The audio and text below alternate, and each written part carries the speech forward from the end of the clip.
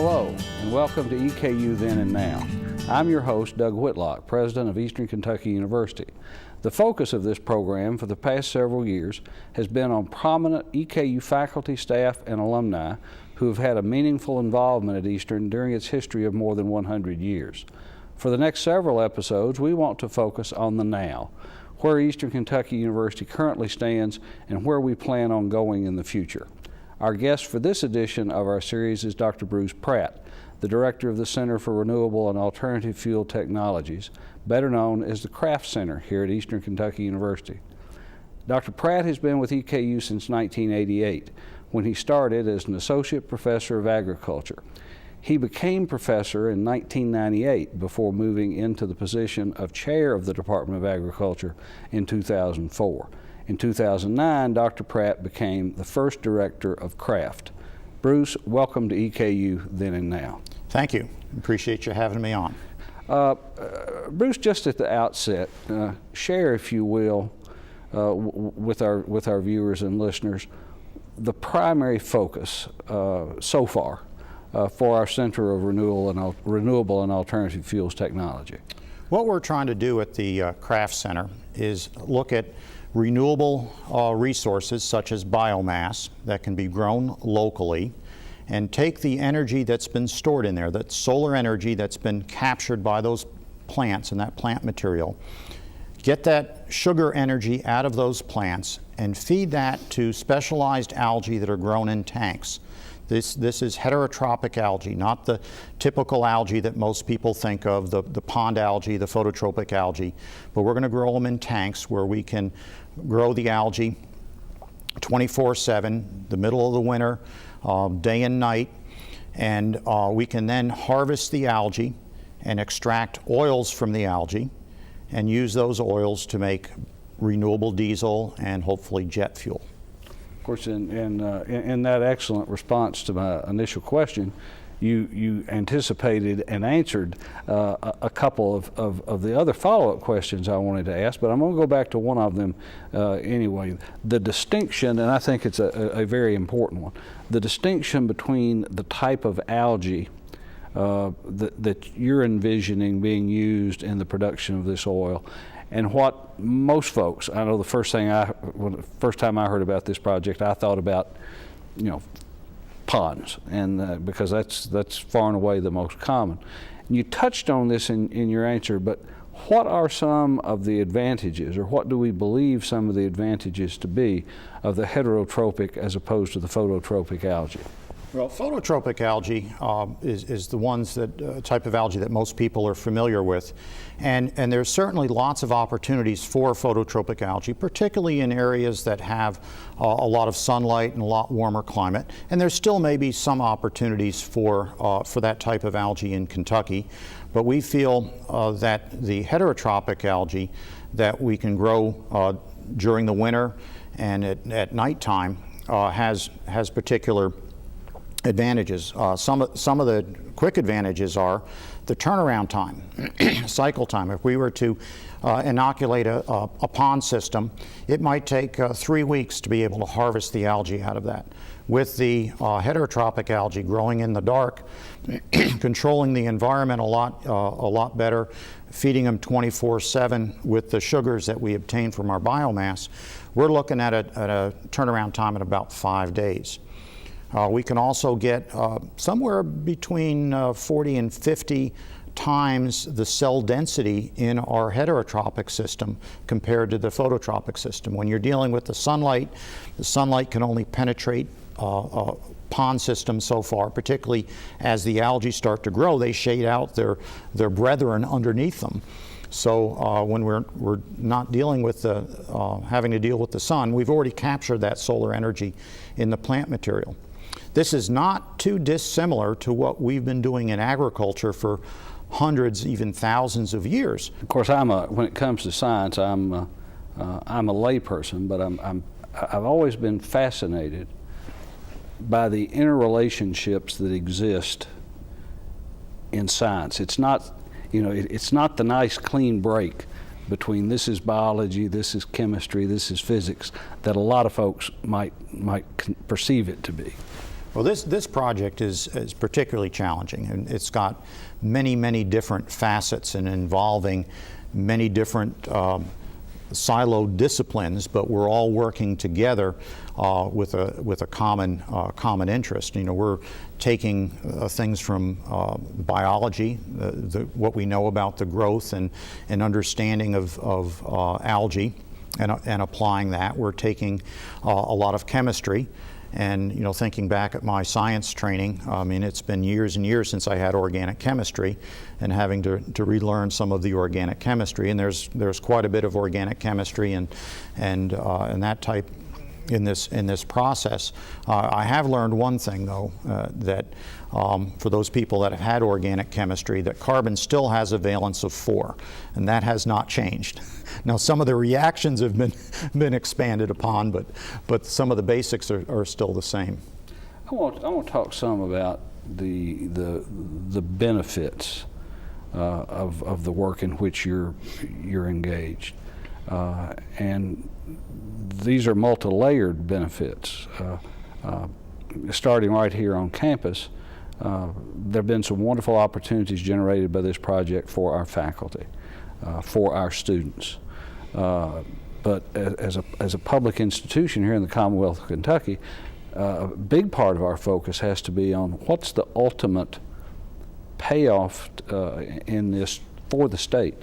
What are some advantages or benefits that might accrue to the state's farmers from this project? And that's one of the aspects that got me excited about this project from the very beginning. As having my agricultural roots and background, opportunities for diversifying some of the agriculture that we have. When we were looking at biomass, which can be defined as anything that was recently alive, you know, we have multiple sources of biomass in the Commonwealth of Kentucky. Depending on the geographical region and the area that you're coming from. In our service area and in central Kentucky, we've been growing biomass in the form of hay, and that's why we have such a dominant beef cattle industry. We have more beef cattle than any other state east of the Mississippi, because we have the ability to grow our hay crops, our biomass. We have a very vibrant horse industry because of the quality of some of that biomass that can be grown in central Kentucky. So we have the opportunities to grow biomass. We're looking at ways to diversify things, and so we can give the producers opportunities to say, okay, you have some available land that we may be able to utilize a little bit more efficiently. A lot of fallow land in Kentucky, pastures that have not been utilized for a number of years. And some of the biomass crops that we're looking at, particularly switchgrass, does grow on some of the poorer type grounds. It can grow on reclaimed strip mines. There's even opportunities for easements of under power lines and road right-of-ways. We're trying to look at things that will not directly compete with the human food chain. Yeah, and that's a very significant point. Unlike corn to ethanol, which is another biofuels, the project in which we're involved is not going to compete with food that humans otherwise might consume.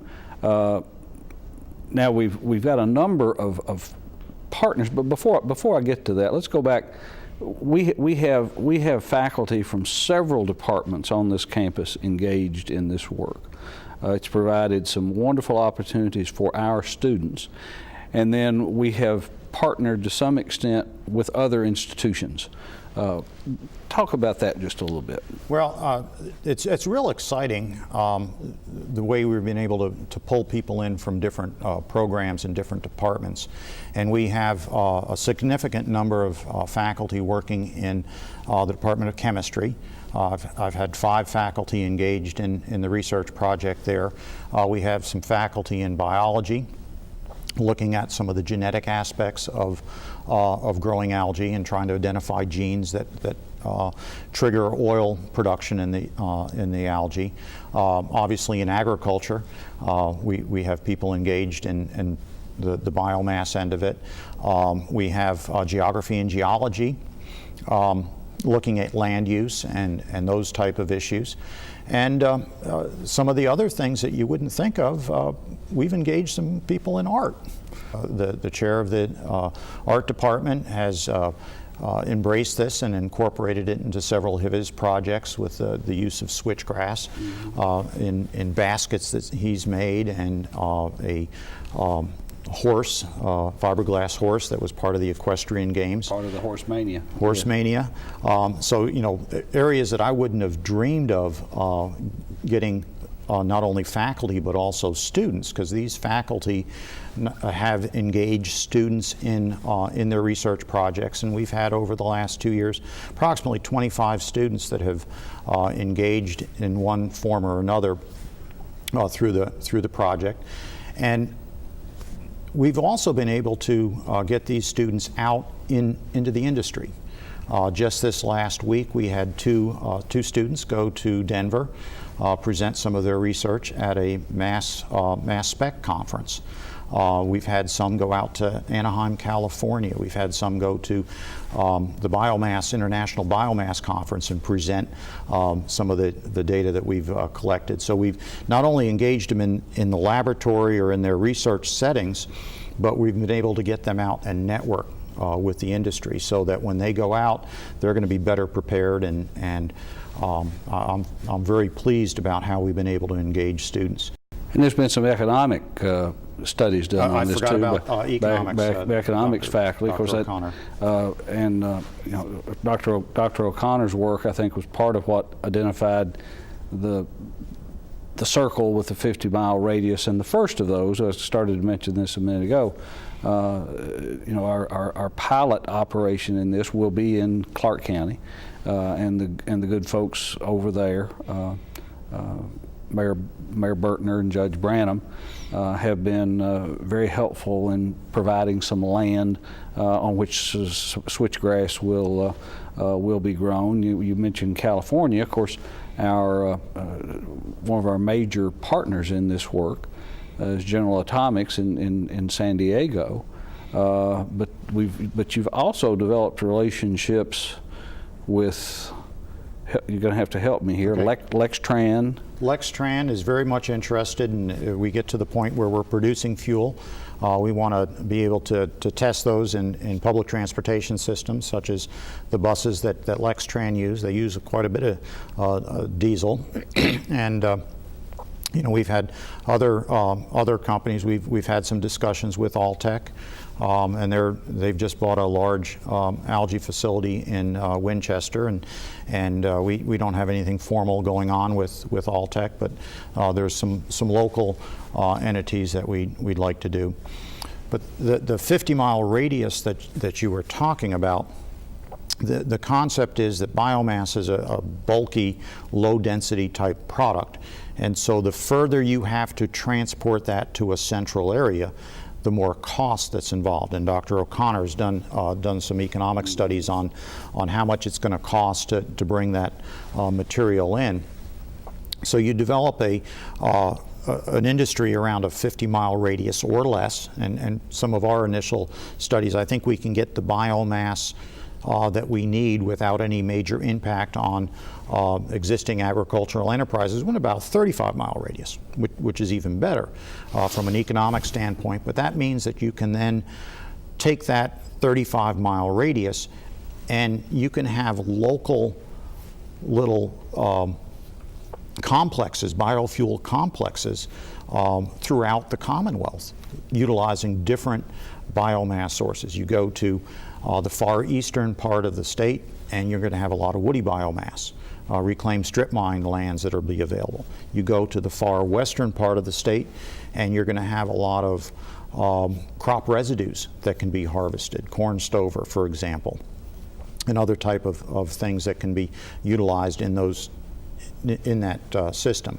We need to get it worked out here first, and then we can then start replicating with some modification a type of system. So there's opportunities in many parts of the state for for this type of industry, and not just the state. I mean, it can be Surely. transported out nationally. You know, in Kentucky is already a significant energy state. You know, we're one of the leading coal-producing states in the country, and coal is a vital part of the Kentucky economy. But in my mind, another point that's very important is this isn't something that is in competition with coal. It's in my view, a wonderful supplement and would bring a diversity to the energy mix in Kentucky. And this is a quite green, in an ecological sense, project, as I understand it. Talk about that just a little bit. Okay. I want to go back to the coal aspect of it. How is most of the coal transported from the mines to the power plants? By truck rail. and train. That's right. And they use diesel. So they do have a significant fuel cost in there. So there actually can be some advantages to the coal industry if we can have a local source of that fuel for their transportation needs. But from the environmental aspect of it, when you're looking at your plant materials, what do these plants do? They sequester carbon dioxide. They are pulling the CO2 out of the atmosphere, combining it in the process of photosynthesis with water, and making the sugars. And so that's what we're going to be using. We're going to be recycling that. In addition to the plant material above the ground that we will harvest for the biomass for sugars, you've got a significant amount, at least as much biomass below the ground in the root material that is going to be sequestered carbon.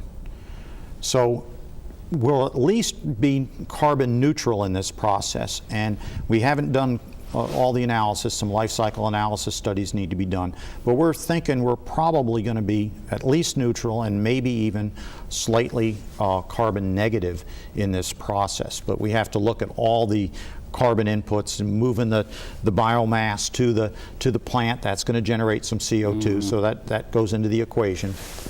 And so we're looking at it from the carbon perspective to be better at least than burning straight fossil fuels, the petroleum or the other fossil fuels.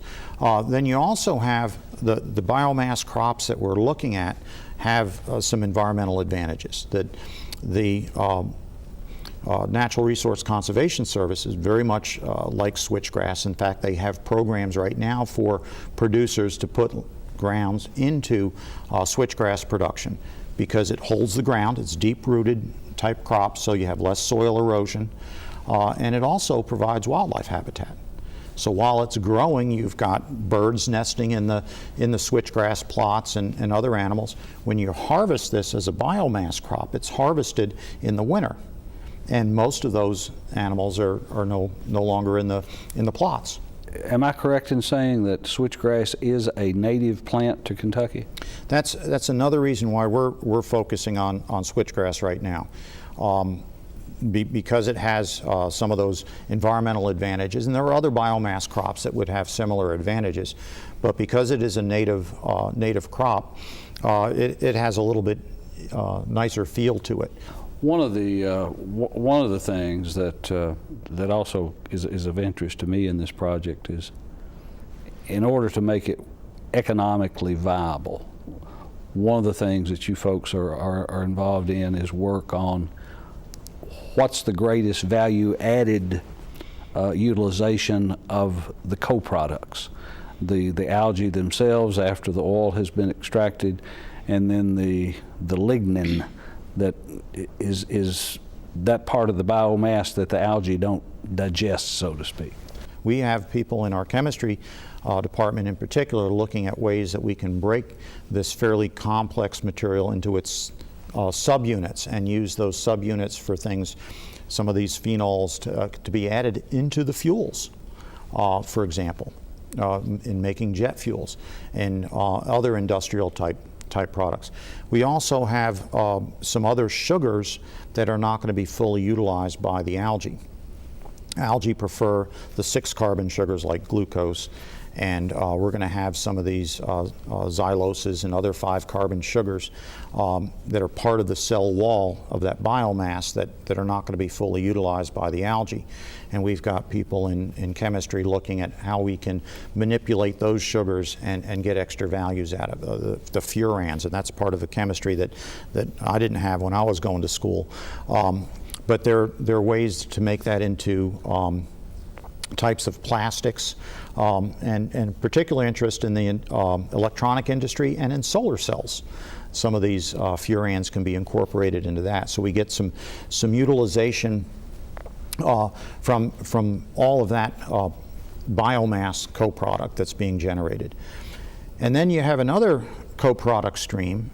After you harvest the algae, we're looking to get about 50% of the algae weight or biomass in oil that can be converted to the transportation fuels. What are you going to do with that other 50%? It's a meal. It's got a fairly high protein content, 27 to 30%, and we're looking at how can we utilize that.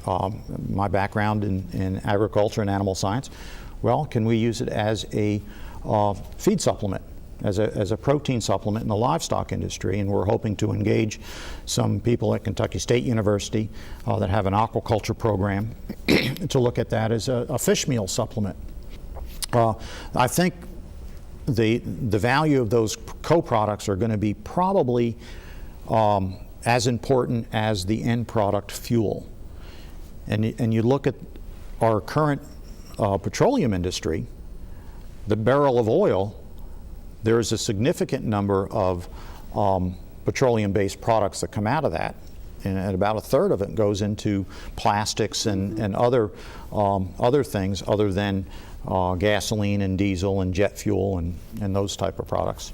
When you talk about fossil fuels with that barrel of oil, part of where it goes into plastics, I recall, and I know it's not quite a tangential piece of your work, but to me it's been fascinating, is the fact that in the biodiesel, you can heat the biodiesel and dissolve in it some of these non-recyclable plastics that otherwise would be going to a landfill.